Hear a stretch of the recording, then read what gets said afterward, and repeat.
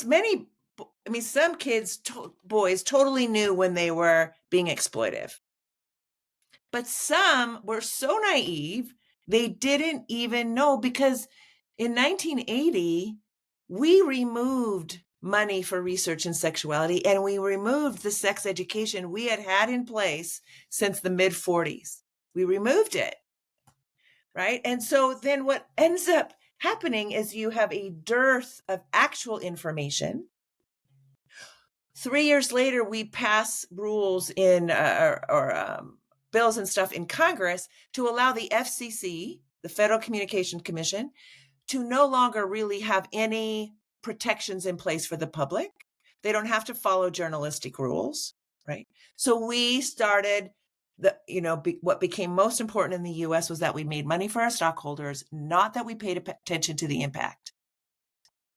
Okay. I still have a frying pan from when my parents got married in 1958. That still works. Okay. It was a different ethic.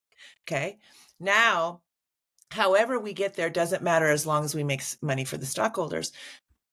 Fine and good if we want to do that, but it's not sustainable. Obsolescence. For consumer products, it's designed obsolescence, intended obsolescence. And, and societally, it's mechanisms of control, again, rear their head. So just to share a personal story, I had sex ed. I am a boomer Gen X cusp in age. Oh, and you got some. Good. You were, Yeah.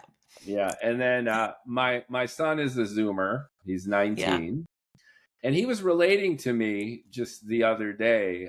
We have transparent conversations about sex and sexuality. I think we have a healthy, reasonable relationship. I think it's great. Yeah. And he was asking me some fairly basic questions about sex. And then I was like, you went to New York City. This is Manhattan high schools. And the level of ignorance that these kids took with them into their college years is astonishing to me. It is. I had sex ed going all the way back to middle school. And it was, I remember we saw videos and there were awkward moments and there were conversations, but it was an atmosphere where there was this belief grounded in scientific efficacy, really, that be transparent, at least educate about the biology, at least educate about the mechanism. And I got that, and I appreciated that.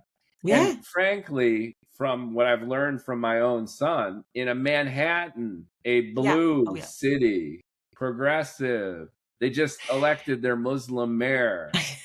The level of sex ed was beyond belief to me. And the questions that my son was asking me was like, really? They didn't teach you this. They don't. No. In fact, they tied it federally to money that you got in the public schools. They began to unroll, and this came with Reagan, to unroll abstinence-only education, which was fear-based. Again, remember the genie in the bottle? It's like kids are going to be. They found to your point, they found their genitals when they were a year old. That's right, and they're going to be kind of probably a little bit like you. Yeah, which you probably were just doing this too, right? Yeah, I just feel like a lot of people were unaware that how much federal money was put into abstinence education. And that was coupled with removing other kinds of education out of the classroom. To this day, Mookie, we only have 18 states in the US that have passed policy that whatever sex education they offer must be medically accurate. We have one state that has passed, it must be comprehensive sex education. There is stuff for the elementary grades, and then there's stuff for the junior high and high school grades. They lay it out very, very clearly, and they unroll it across time, which is in developmentally appropriate ways. That's Washington State, and it just passed that, 3 years ago.